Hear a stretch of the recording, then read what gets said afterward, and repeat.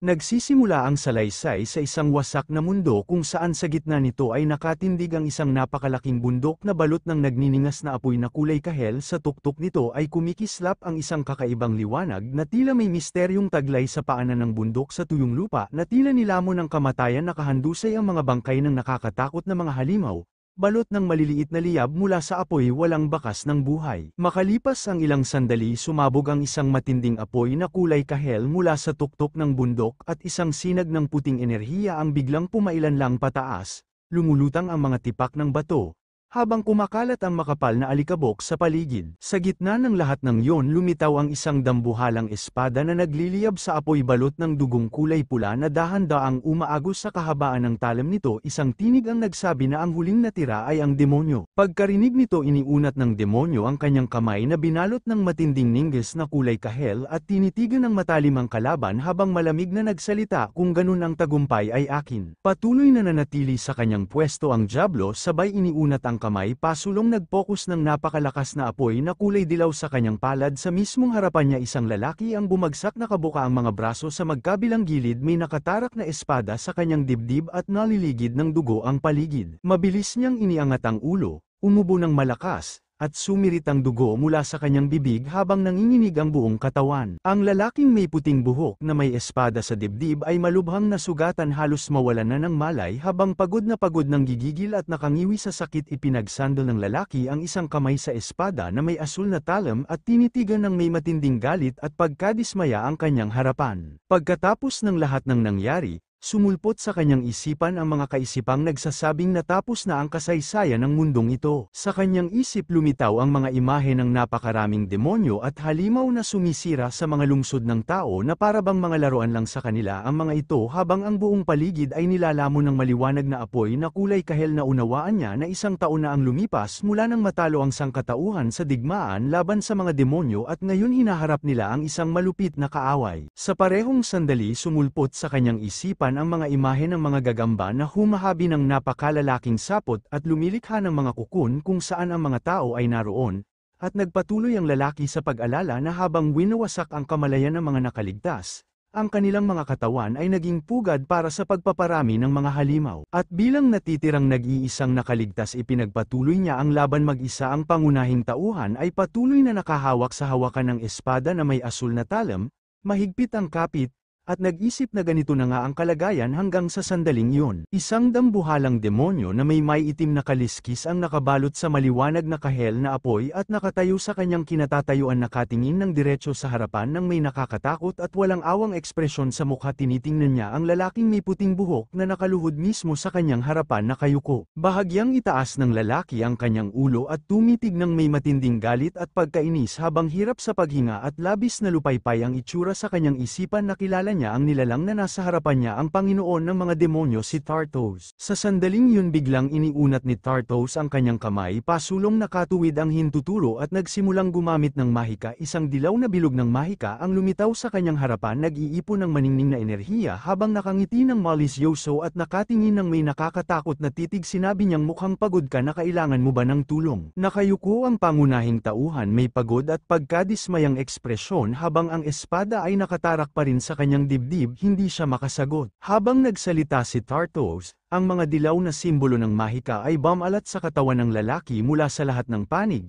Samantalang sinabi ng Demon Lord na ipagpapaliban niya muna ang kamatayan ng lalaki upang makapag-usap sila ng kaunti. Pagkatapos ay bahagyang ibinaba ni Tartos ang kanyang nakakatakot at walang awang tingin habang patuloy na nababalot ng maliwanag na kahel na apoy. Sinabi niya na ang lalaking ito, o kung anuman ang pangalan niya, ay isang pambihirang nilalang. Pagkaraan nito, inilagay ng Demon Lord ang kanyang mga kamay sa likod katabi ng kanyang malalaking itim na pakpak, at sinabing ito ang unang pagkakataon na nakita niyang may isang munting tao na nagpupumilit na talunin siya. Pinuri niya ang lalaki sa kanyang kamanghamanghang katatagan at sinabi niyang yaong mga lumalaban kahit walang pag-asang manalo ay kahanga-hanga. Kasabay nito, ilang hakbang na lumapit si Tartos, nakalagay pa rin ang mga kamay sa likod habang naglalakad sa tabi ng lalaking may puting buhok, at sinabi niyang gayon pa man ang isang sumusuko agad kapag nahaharap sa lakas ng kalaban ay hindi rin naman mas matalino. Habang nababalot ng maliwanag na kahel na apoy, biglang lumingon sa gilid ang Demon Lord, nanlaki ang mga mata sa matinding galit at sumigaw na sila ay mahihina lamang. Bahagyang ibinaling ni Tartos ang kanyang ulo sa gilid,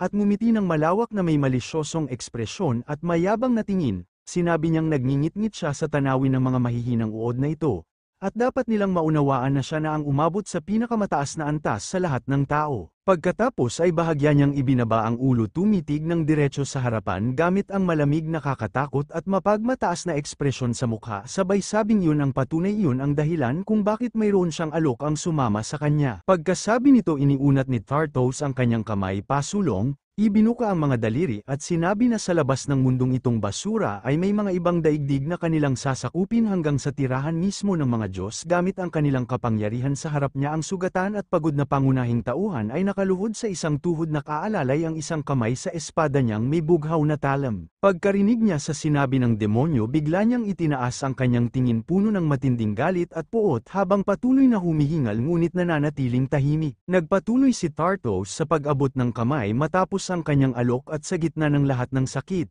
pagod at halos wala ng lakas, tinanong ng sugatang lalaki habang mahigpit na hawak ang espada niyang bughaw ang talam. Lakas ay tinanong niya kung talagang inaakala ni Tartos na tatanggapin niya iyon. Pagkatapos, iniunat ni Tartos ang kanyang kamay diretso sa harap, bahagyang ibinaba ang ulo at sinabi, "Siyempre." Itaas ng pangunahing tauhan ang kanyang ulo at ang kanyang mukha ay balot ng dugo, mga sugat at gallows, ngunit sa kabila nito ngumiti siya ng malawak habang nakatingin sa unahan na may nag-aalab na galit sa mga mata, at sinabi niyang medyo maganda yun pero kalokohan pa rin. Pagkatapos nito sumulpot sa kanyang isipan ang imahe ng isang katawan ng lalaki na ang dibdib ay nagkadurog-durog sa maliliit na piraso. Naisip niya na halos ganap nang nawasak ang kanyang katawan sa huling labanan at hindi na ito muling makakabawi. Alam niya ito at alam din niyang ang tinatawag na alok ay hindi talaga isang pagkakataon kundi isang insulto. Muling lumitaw sa kanyang isipan ang imahe ni Demon Lord Tartos. Tumatawa ng malakas habang nakayuko sa kanya, ipinapakita ang matutulis na pangil at nakatingin pababa na may kayabangan sa mga mata, at inisip ng pangunahing tauhan na ang halimaw na ito ay talagang naniniwalang may pag-asa siyang sumama sa kanya. Nais lamang nitong makita siyang magmakaawa ng kawawa siya, ang kanyang mga kaibigan at mga mahal sa buhay na tila isang alipin na nagtitiwala pa sa kaaway na siyang sum-iron ng lahat sa kanila. Patuloy na iniunat ni Tartos ang kanyang kamay na nababalot ng maningning na apoy na kahel pasulong. Dahan-dahan namang iniunat ng lalaki ang sarili niyang nanginginig na kamay upang abutin iyon. Nakatayo lamang ang Demon Lord, nakangiti ng malapad na may halong kasamaan at kayabangan sa mukha, habang patuloy ang paglapit ng kamay ng sugatang lalaki. Ngunit bigla siyang nagsalita, tunay ngang may ugali kang parang aso.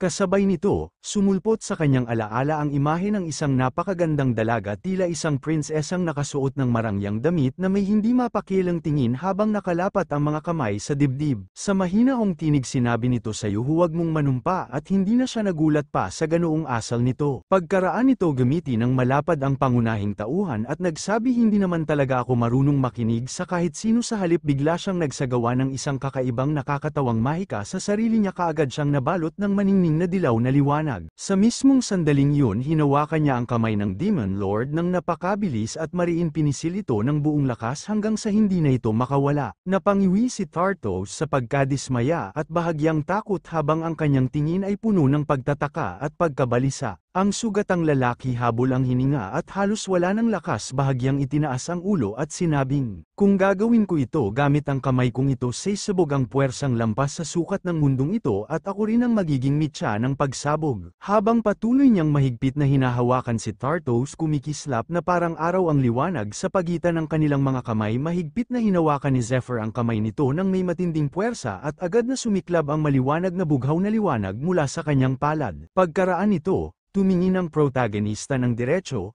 ang kanyang mga mata ay naglalagablab sa galit at kabaliwan. Sabay sigaw ng ito, "Ang sagot ko." Kasabay nito tumingin siya kay Tartos, mariing pinipigilan ang sariling panginginig habang ang mukha niya ay puno ng puot at kabaliwan. Itinaas niya ang parehong kamay sa harapan at habang nakakuyom ang kamao, itinuro ang gitnang daliri sa halimaw. Sa sandaling yun, bumulwak ang napakalakas na bughaw na enerhiya mula sa kanyang katawan, nagdulot ng matinding alon ng liwanag at hangin na tila yumanig sa buong paligid. Halos wala nang natitirang lakas, gayunman nakatingin pa rin siya ng diretso, may mapanghamong ngiti at mabangis na titig habang nilalamon ng nakasisilaw na liwanag ang paligid. Sa mismong sandaling yun, ang bundok ay tila tuluyang gumuho, At ang matingkad na dilaw na liwanag ay kumalat sa buong lugar. Ang lupa ay yumanig at bumuka sa gitna na parabang mismong mundo ay nahahati. Mula sa ulap ng alikabok at mga naglalagablab na bato, lumitaw ang silweta ni Tartos, bahagyang nakayuko.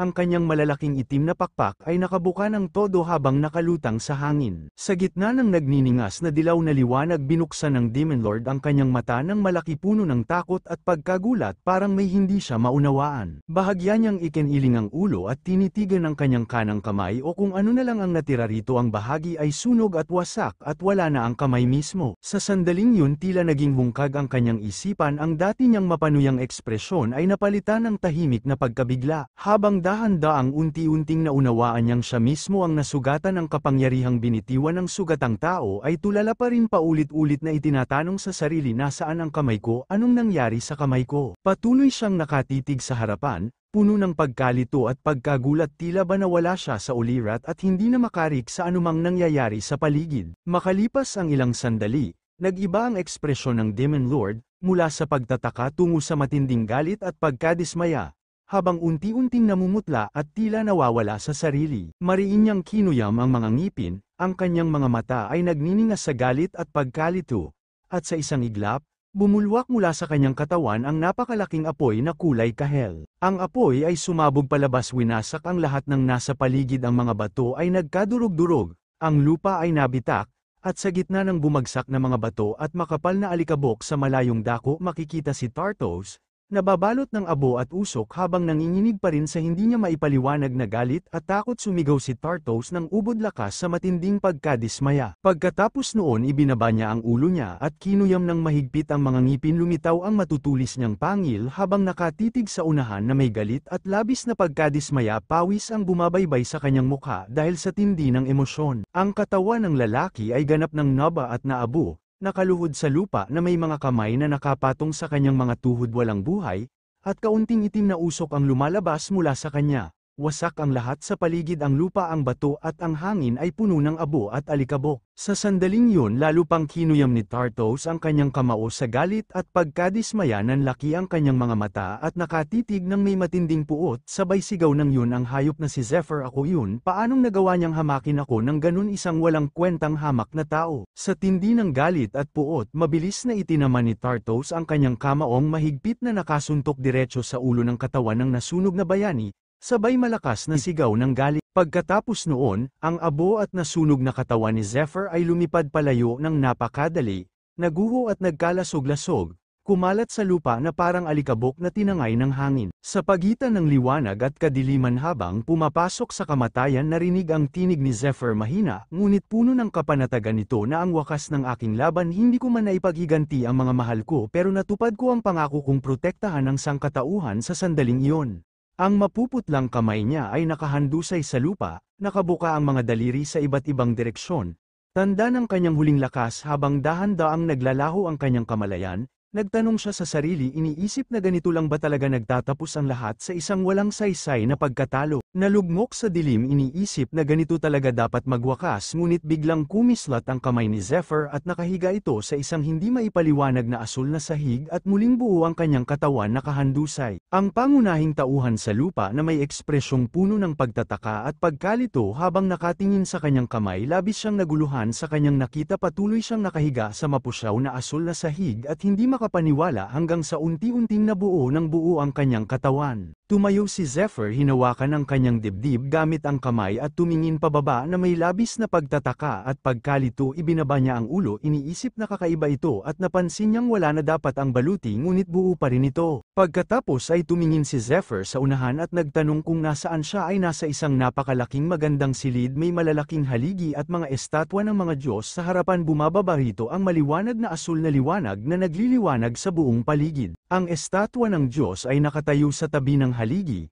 may hawak itong mga bulaklak sa isang kamay at isang parolang kandila sa kabila. Naglalabas ito ng napakalakas na asul na enerhiya. Habang nagsasalita si Jeff tungkol sa mga estatwa ng mga Diyos sa harapan, sa likuran ng mga estatwa ng mga Diyos ay may kakaibang magandang lapida na may mga disenyo at sa ibabaw nito ay may mga simbolong hindi maunawaan. Sinubukan ng pangunahing tauhan na basahin ang mga iyon, at sinabi niyang nakasulat doon tungkol sa templo ng mga Diyos. At nagtanong kung mayroon nga bang ganoong bagay pagkatapos ay biglang lumingon si Zephyr sa gilid na may labis na pagtataka at pagkalito habang dumadaloy ang pawis sa kanyang pisngi. Agad niyang itinaas ng bahagya ang kanyang ulo at bahagyang ngumiti habang nakatingin sa unahan na may hindi maipaliwanag at naguguluhang ekspresyon sa kanyang mukha.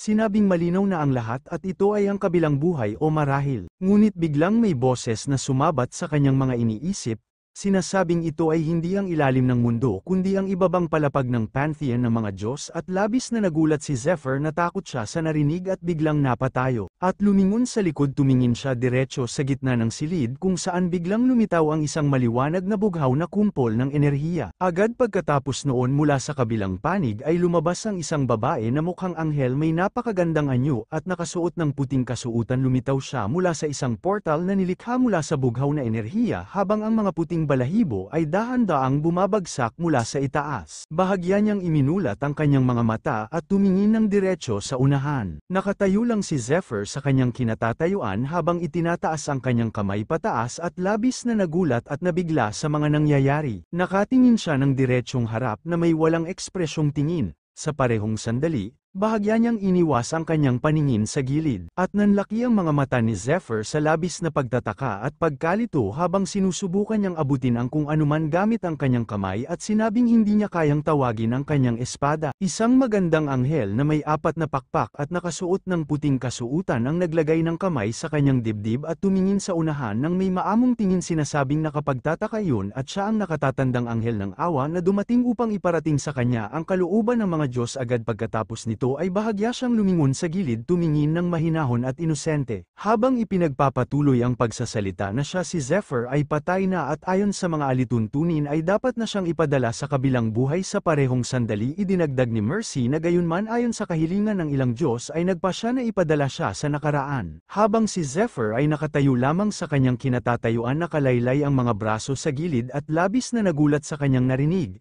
Hindi maintindihan ang mga nangyayari. Pagkatapos ay itinuon ng pangunahing tauhan ang kanyang matalim at mabagsik na tingin sa unahan, tinanong ang kahulugan ng lahat ng sinabi. Si Mercy naman ay nakatayo sa gitna ng bulwagan sa pagitan ng dalawang magagandang haligi, hawak ang kanyang mga kamay sa baywang at sinabi na siya ay ipapadala pabalik sa nakaraan upang mapanatili ang kanyang mga alaala at mabigyan ng pagkakataong baguhin ang kinalabasan ng labanan. Ang ingang kanyang alaala lamang ang mananatili, ngunit ang kanyang pinatigas na katawan, lakas, at mga natamong kakayahan ay hindi na maibabalik sa kanya. Si Zephyr ay nanatiling nakatayo sa gitna ng parehong bulwagan at maingat na pinakinggan ni Zephyr ang anghel habang patuloy itong nagsasalita. Sinasabing siya ay minsang nakatayo na sa rurok ng sangkatauhan kaya madali niyang maibabalik ang kanyang dating katayuan. Nakatingin ito sa kanya ng seryoso at kalmado, bahagyang nakangiti. Ang pangunahing tauhan naman ay tumingin sa kanya ng may mabagsik na tingin bilang tugon at nanatiling tahimik. Sa parehong sandali habang nananatili pa rin si Zephyr sa loob ng pantheon ng mga Diyos, tila unti-unti siyang napalayo sa lahat ng nangyayari. Lubos na nilamon ng sariling mga pag-iisip. Pinag-isipan niya na marahil ito ay isang panaginip o baka naman inengkanto siya ni Tartos o isa lamang itong guni-guni bago siya tuluyang mamatay. Pagkatapos bahagya siyang yumuko, ipinatong ang kanyang mga kamay sa sinturon, at patuloy na nagmuni-muni tungkol sa kalma at seryosong ekspresyon sa kanyang mukha. Tinanong ni Zephyr kung bakit siya binibigyan ng ganoong pagkakataon. Si Mercy, na nakatayo mismo sa harap niya, ay bahagyang itinaas ang kanyang kamay at na may inosenteng tingin. Sinabi na nauunawaan niya kung gaano ito kahirap paniwalaan para sa kanya at agad niyang idinugtong na mayroon siyang patunay. Pagkatapos nito, itinaas din ng pangunahing tauhan ang kanyang kamay, bahagyang iwinasiwas ito at tumingin ng diretso sa harapan ng may matatag na paningin. Ay sinabi niyang hindi naniniwala siya at maaaring sabihin basta na lang siyang naniniwala. Pagkatapos ay biglang nagbago ang kanyang tingin, naging matalim at seryoso habang nakatingin diretso sa harap at tinanong kung kailangan ba niyang gumawa ng kapalit. Saan na nga ba nakita na makakakuha ng isang bagay ng walang kapalit? Sinabi niyang sa mundong ito walang ibinibigay ng libre. Pagkatapos nito lumitaw sa kanyang isipan ang mga imahe ng mga taong nakasuot ng kayumangging balat labal na nakaluhod sa gitna ng tuyong lupa taimtim na nananalangin pinag-isipan niyang nang mamatay ang napakaraming tao sa kamay ng mga demonyo nang ang mga tao'y nanalangin sa gitna ng kawalang pag-asa pinutol ng mga Diyos ang pakikipag-ugnayan sa kanilang mundo hindi na nila sinagot ang mga dasal at tinanggihan pa ang mga alay. Ang krus ng simbahan na nabali sa kalahati at ang napakaraming taong nakahandusay sa lawa ng dugo ay lumitaw sa kanyang isipan patuloy niyang pinag-isipan na ang mga banal na kapangyarihang ibinigay noon ng mga pari upang labanan ang mga demonyo ay binawi rin, kaya naman ang hukbo ng mga tao na nawalan ng kakayahang magpagaling at magtanggol ay agad na natalo. Si Zephyr ay tumingin ng diretso sa harapan pa ng matinding galit at pagkadismaya at inisip niya na nang mapagtanto ng mga Diyos na wala nang pakinabang sa kanila ang mundong ito tinalikuran nila ito. Kaya't sabi niya sa sarili ang mga ganoong abang nilalang na tinatawag na mga tagalikha ay hindi basta-basta nagbibigay ng mga pagkakataon ng walang dahilan. Si Mercy naman, na nakalagay ang mga kamay sa kanyang tiyan bahagyang yumuko ipinikit ang mga mata at may inosenteng anyo habang sinasabi na ito ay mabuti at sa kalooban ng mga Diyos ipapahayag niya ang kanilang sagot sa kanya. Pagkatapos nito, dahan-dahan niyang iminulat ang kanyang mga mata at tumingin ng matalim at may pagkadismaya gamit ang kanyang maliwanag na asul na mga mata. Sa parehong sandali habang nakatayo pa rin sa kanyang kinatatayuan inilagay ni Mercy ang mga kamay sa kanyang tiyan at ibinuka ng malawak ang kanyang mga pakpak sabay sabing nababagot na sila at may dapat magbigay aliw sa kanila. Si Zephyr na nakatayo mismo sa harap niya ay nakinig ng mabuti sa bawat salitang kanyang binitiwan. Pagkaraan nito, tumingin siya ng diretso sa harapan na pa ng pagkadismaya at pagkasuklam pinipigilan ang kanyang galit habang bumababa ang pawis sa kanyang pisngi. Pagkatapos ay bigla niyang iminulat ng malaki ang kanyang mga mata at tumingin ng may halong galit at kabaliwan. Sinusubukang unawain ni Zephyr ang mga salitang kanyang narinig, pinipilit intindihin ang lahat ng iyon. Sa parehong sandali itinaas ni Mercy ang kanyang kamay at tumingin ng diretso sa harapan taglay ang inosenteng ekspresyon sabay sabing ang mga Diyos na nagbigay pansin sa iyo ay nalulungkot sa iyong pagkamatay bihira raw makatagpo ng taong may ganoong katinding sigasig pagkatapos ay bigla niyang idinugtong bukod pa roon ang 5 taong digmaan laban sa hukbo ng mga demonyo na iyong nilabanan ay ayon sa mga Diyos kawili-wiling panuorin. Pagkarinig ni Zephyr sa lahat ng iyon nag-alab ang kanyang galit at pagkadismaya namutok ang mga ugat sa kanyang mukha at nanlaki ang kanyang mga mata dahil sa matinding puot. Samantala inilapit ni Mercy ang kanyang kamay sa harap taglay ang kalmado at seryosong ekspresyon at sinabi na marami pang bagay ang dapat niyang malaman ang mga Diyos ay ayaw daw na iwan niya ng maaga ang kanyang mundo. Kaya't palihim siyang minamasdan ng mga ito dapat daw niyang alalahanin na sa huling bahagi ng labanan ay tila mas sinuwerte siya at iyon ayon kay Mercy ay dahil sinuportahan siya ng mga Diyos hanggang sa dulo ng kanyang pakikibaka. Ngunit habang patuloy siyang nagsasalita, biglang naputol ang kanyang tinig isang nakakasilaw na sinag ng bughaw na enerhiya ang biglang kumislap sa tabi niya, mabilis at mabagsik. Itinaas ni Zephyr ang kanyang kamay, at mula rito'y sumirit ang malakas na bughaw na sinag ng enerhiya na tumama malapit kay Mercy. Sa gulat at takot umatras siya habang naglalaho sa alabok ang halijing nasa kanyang likuran wasak dahil sa lakas ng pagbugso. Bahagyang yumuko si Zephyr ibinaba ang kamay na nakasara sa kamao at nanginginig sa galit at matinding pagkadismaya habang nakatitig ng mariin kay Mercy pagkalito at matinding galit ay sumigaw si Zephyr tinawag silang mga bastardo. Sinasabing ang lahat ng iyon ay isang libangan lamang para sa kanila na ang tanging mahalaga sa mga Diyos ay ang kanilang kasiyahan at interes. Kasabay nito, umangat sa ere ang napakaraming pira-pirasong bato na tila hinigop ng malakas na enerhiya mula sa paligid sa kanyang isipan sumulpot ang mga alaala ng isang magandang dalaga na may suot na korona tulad ng isang prinsesa, hawak niya ito sa kamay, at mga sumunod na sandali ng walang katapusang labanan laban sa mga demonyo. Naalala niyang lahat sila ay gustong mabuhay.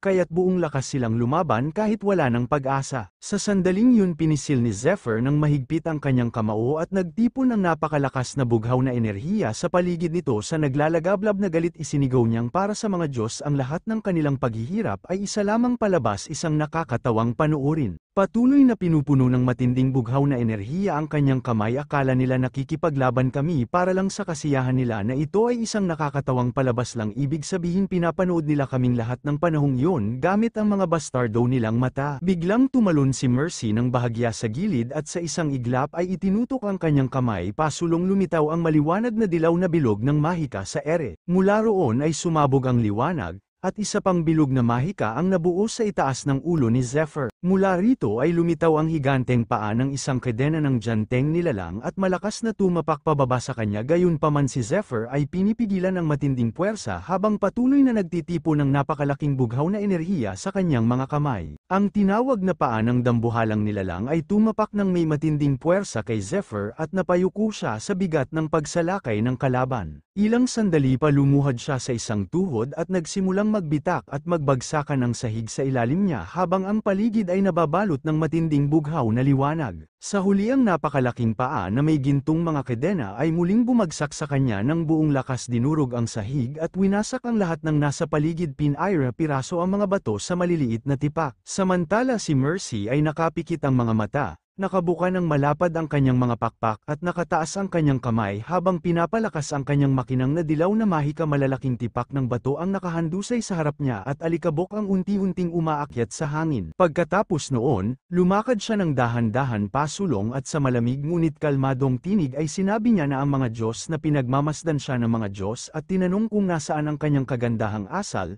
Habang si Zephyr ay nakayuko at nanginginig ang buong katawan sa ilalim ng matinding puwersa ng isang napakalaking berdeng paa na tinawag ng mahika na patuloy na dumidiin sa kanya. Pagkatapos noon bahagyang yumuko si Mercy, may kalmado at walang emosyon sa mukha, at sinabing nagkamali si Zephyr at dapat niyang itama ang sinabi nito. Ayon sa kanya, ang mga Diyos ay interesado lamang kay Zephyr at mula pa sa simula ay wala silang pakialam sa lahi ng mga tao na itinuturing nilang walang halaga. Habang pilit nilalabanan ni Zephyr ang bigat ng berdeng paa na patuloy na dumidiin sa kanya, maingat niyang pinakinggan ang bawat salita ng anghel. Sa parehong sandali iniangat ni Mercy ang kanyang kamay, hinawakan ang kanyang baba at kitang-kita sa mukha ni Zephyr ang matinding pagkainis at pagkadismaya sa nangyayari. Nang gigigil sa galit si Jeff habang pinipigil ang sarili, kagat ang mga ngipin sa sobrang puot. Pagkatapos noon tumitig si Mercy sa unahan na may halos baliw na ekspresyon sa mukha, iniunat ang kanyang mga kamay ng diretso sa harapan at sinabing ang pangunahing tuntunin ay patunayan ang iyong halaga sa lahat kung gusto mong makuha ang iyong ninanais, sapagkat sa mundong ito walang nakakamit ng libre. Si Zephyr ay tumingin ng masama at puno ng pagkainis, nakasilip sa ilalim ng kanyang mapuputing buhok at nagngingit-ngit sa galit sa mga nangyayari. Sa parehong sandali nakatayo si Mercy sa gitna ng mga guho, pinatalis ang tingin at pumikit saglit bago pumikit at pinalasap ang tunog ng kanyang mga daliri kaagad, habang ang pangunahing tauhan ay napaluhod sa lupa, gulat na gulat at hindi makapaniwala sa nangyayari. Bahagyang itininaas ni Mercy ang ulo at tumingin ng diretsyo na may malamig na mukha, at sinabi na bukod sa kanila may isa pang humiling na ibalik siya sa nakaraan, ngunit para sa ibang dahilan. Bigla namang itinaas ni Zephyr ng mabilis ang kanyang ulo at tumingin ng may galit at pagkabigla dahil sa narinig. Sa mismong sandaling yun, sa isang ibang silid biglang nagwala ang kaguluhan. Mga mesa, aklat at iba pang gamit ay itinapon at winasak ng malupit. Dala ni Tartos sa kanyang likod ang isang napakalaking puting haligi, may benda sa kanyang braso at kitang-kita ang pagkadismaya habang nagtatanong, hanggang kailan pa ako maghihintay? Anong sino man ang may gawa nito? Lumabas ka na. Isang anghel naman nakahandusay sa lupa. Malapit sa kanya ang isang anghel, takot na takot sa nangyayari, at sinabi na itigil na niya dahil kasalukuyang pinoproseso pa ang aplikasyon niya. Sinabihan siyang tumahimik.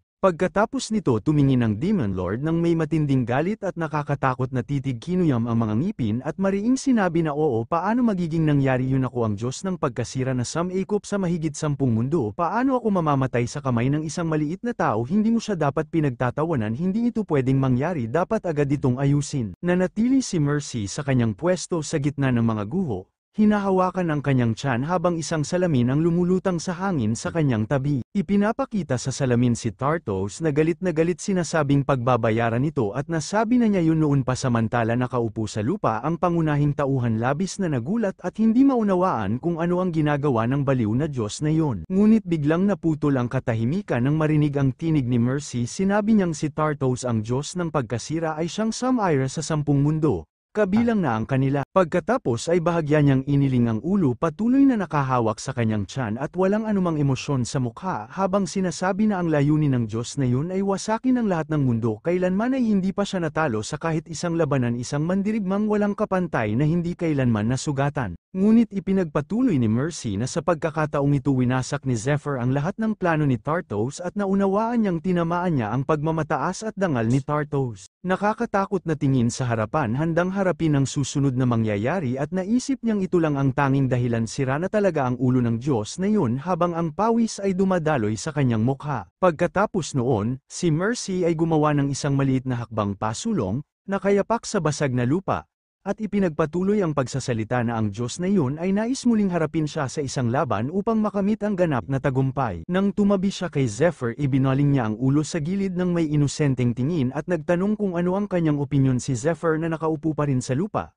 ay tumingin sa kanyang direksyon ng may hindi nasisiyahang at malalim na iniisip na ekspresyon. Pagkaraan nito, bahagya siyang ngumisi at huminga ng malalim na parabang inaasahan ang mga mangyayari sa hinaharap. Pagkatapos pinisil ng pangunahing tauhan ang kanyang kamay ng buong lakas handa sa paparating na labanan. Sa parehong sandali, bahagya niyang ibinaba ang kanyang ulo at ngumiti ng malapad habang ang kanyang kamao ay mahigpit na nakataas sa harap niya. Tinitigan niya si Mercy ng may mabagsik na tingin habang ang kanyang katawan ay naglabas ng napakalakas na asul na enerhiya na nagliliwanag sa paligid at sinabi kung gusto niyang mamatay tutulungan ko siya roon. Biglang kumislap ang maliwanag na bughaw na enerhiya sa hangin at tinanglawan ng buong paligid. Ang liwanag ay kumalat sa kabuuan ng lugar. Pagkatapos noon sinabi ni Mercy kung ganun sisimulan ko na ang punto ng muling pagsilang ay magiging sapalaran. Ngunit sa pagkakataong ito ay sapat na para muling tipunin ang iyong lakas at bilang suporta mula sa mga Diyos ay lalabas mula sa mga bilog ng mahika at tatamaan siya ng matinding liwanag. Habang si Zephyr ay nakatayo sa gitna ng mga iyon, nagsimulang mabuo sa ilalim ng kanyang mga paa at sa paligid niya ang komplikadong mga bilog ng mahika na nagliliwanag sa matingkad na dilaw na kulay. Bahagya niyang ibinaba ang kanyang ulo. Ang kanyang mga mata ay kumislap ng matinding galit habang matalim siyang tumingin sa harapan. Bagaman galing sa mga hamak na Diyos ang pagkakataong ito, bulong niya sa sarili, ito pa rin ay isang pagkakataon, gagamitin ko ito para maghayganti hindi lang kay Tartos kundi sa lahat ng Diyos na turing sa amin ay mga insekto lamang. Habang binabalot siya ng matinding dilaw na liwanag mula sa lahat ng panig, biglang sumabog mula sa napakaraming bilog ng mahika ang mga higanteng sinag ng enerhiya, marinig ng paunti-unti habang ang liwanag ay lalong lumalakas sa paligid niya. Sinabi ni Mercy na ang mga koordinado ay nalikha na. Ang pahintulot para sa pakikialam sa pagbabago ng espasyo at oras ay nakumpleto na. Pagkatapos ay ibinuka niya ng malawak ang kanyang mga pakpak, bahagyang ngumiti at tumingin ng inosente sa unahan. Kung ganun, ipinagkakaloob ko sa iyo ang swerte, Zephyr, sana ay mapasaya mo kami. Habang nananatili siya sa kanyang kinalalagyan, ang mga bilog ng mahikang dilaw ay lalong kumislap. Nagtitipon ng napakalaking enerhiya sa gitna kung saan nakatayo ang pangunahing tauhan. Dahan-daang iminulat ni Zephyr ang kanyang mga mata at sa harap niya ay nakita niya ang ilang mga anino ng mga tao nagsasalita ng mga kakaibang hindi maintindihang mga salita sa una, ngunit habang lumalakas ang liwanag unti-unti niyang nauunawaan ang kanilang mga sinasabi. Kanya ay nakatingin na may halong pagtataka at pagkadismaya. Isa sa kanila ang sumigaw, "Hoy, tumayo ka na dyan, baguhan, wala kaming oras para sa tulog mo." Nagising si Zephyr na parang nabigla, mabilis na iminulat ang kanyang mga mata at tumingin sa paligid na may labis na pagkagulat at pagkalito. Hindi niya maipaliwanag kung nasaan siya, ngunit malinaw na naramdaman niyang malamig ang tubig na tumulo mula sa kanyang buhok pababa sa kanyang mukha. Anong nangyayari? Mahina niyang tanong habang hinihingal at sinusubukang bumawi ng hininga. Ang isa pang lalaki, matangkad at may daladalang sibat, ay nagsalita ng may inis, "Tigilan mo yang drama mo, nasa loob ka ng yungib ng mga mandirigma, lahat ng bagong dating dito kailangang magsimula agad." Umupo si Zephyr nakasandal sa malamig na pader ng kuweba habang dahan-dahan niyang binabalik sa isip ang lahat, ang liwanag, si Mercy, ang mga Diyos at ang sumpa ng kanyang nakaraan. Habang pinagmamasdan niya ang paligid na pagtanto niyang nagsimula na muli ang kanyang paglalakbay sa ibang panahon ay patuloy na tumutulo ang tubig mula sa kanyang buhok. Ang lalaking may dilaw na buhok na may hawak na flask ay ngumiti ng bahagya at nagsabing, "Ayos ka lang ba? Mukhang nagising ka na rin sa wakas." Ngunit si Zephyr na tila hindi pa rin makapaniwala ay tumingin sa paligid ng may pagtataka. Hindi niya alam kung nasaan siya, ni kung paano siya napunta roon. Sa di kalayuan may dalawang lalaking nakatayo, ang isa ay kalbo at may malaking ngiti sa labi, habang ang isa naman ay may pulang buhok at malamlam ang mga mata. Napatingin si Zephyr sa kanila at napakunot ang noo, parang pamilyar ang mga mukha. Ngunit hindi niya maalala kung saan niya nakita. Habang patuloy niyang pinagmamasdan, napansin niya ang isang kakaibang simbolo sa dibdib ng lalaking may pulang buhok, isang krus na may bilog sa gitna, kulay itim, parang marka ng isang organisasyon o sumpa. Sandaling natahimik si Zephyr bago siya bahagyang ngumiti at itinapat ang kamay sa kanyang mukha. Mukhang nagsimula na nga ulit, mahina niyang sabi habang ang mga mata niya ay kumikislap sa ilalim ng liwanag ng apoy na nagmumula sa sulok ng yungib. Mayroon ding parehong krus sa kanyang balikat, At naalala niya na yun ang simbolo noong siya ay napunta rito 10 taon na ang nakalipas noong siya ay 20 taong gulang pa lamang bahagya siyang natawa sa naisip niyang iyon. Isang hindi pamilyar na tinig ang biglang lumapit at nagtanong sa matanda bakit siya tumatawa may nakakatawa ba ngunit si Zephyr ay nanatiling nakaupo sa kanyang lugar, basang-basa pa rin ang tubig. Habang iniisip na bumalik nga siya sa lugar kung saan siya minsang naging alipin sa templo sa harap niya ay 3 lalaki na nakatayo ng may kayabangan at mayabang na mga ngiti sa mukha. Biglang nagsalita ang isang lalaking may balbas, may hawak na kandila at lampara, at nagsabing anong nangyayari dyan tama na ang pagpapahinga bumalik na kayo sa inyong mga pwesto. Ang lalaking may dilaw na buhok naman ay lumingon sa gilid at nagsabi oo nga.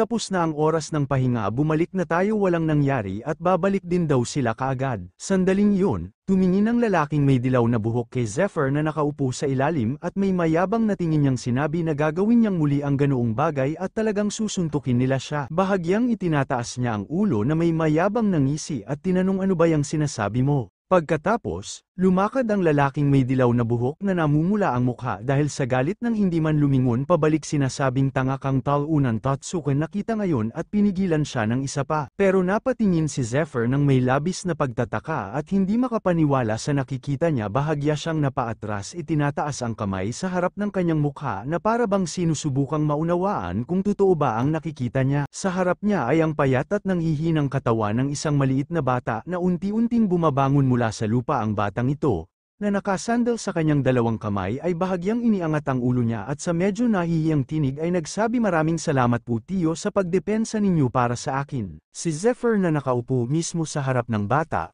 ay tahimik na nagtanong sa kanyang isipan kung sino ito. Pagkaraan nito tumayo ang pangunahing tauhan gamit ang dalawang paa at kinuha ang asarol sa kanyang kamay naglakad ng dahan-dahan pasulong habang iniisip na hindi na niya maalala ang mga detalye dahil 10 taon na ang lumipa naiinis siya sa katotohanang kailangan niyang muling masanay sa lahat ng bagay sa tabi niya patuloy pa ring nakaupo sa lupa ang batang lalaki. Labis na naguguluhan at nagugulat sa mga nangyayari. Habang naglalakad si Zephyr marahan niyang tinatapakan ng lupa.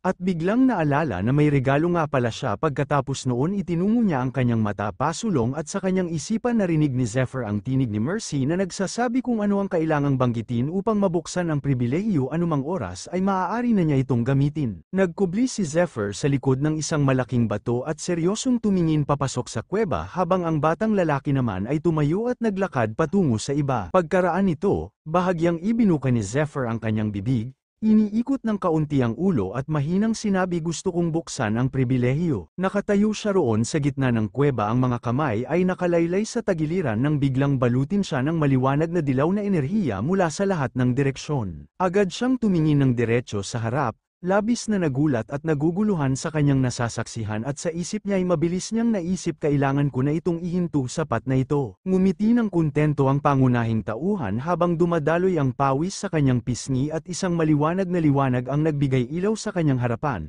Naisip niya na baka tuluyan na siyang mabaliw nakatingin siya ng diretso sa unahan bahagyang nakangiti may halong pagtataka at galit sa kanyang mukha at inisip niya ayos lang pero posible ba talaga?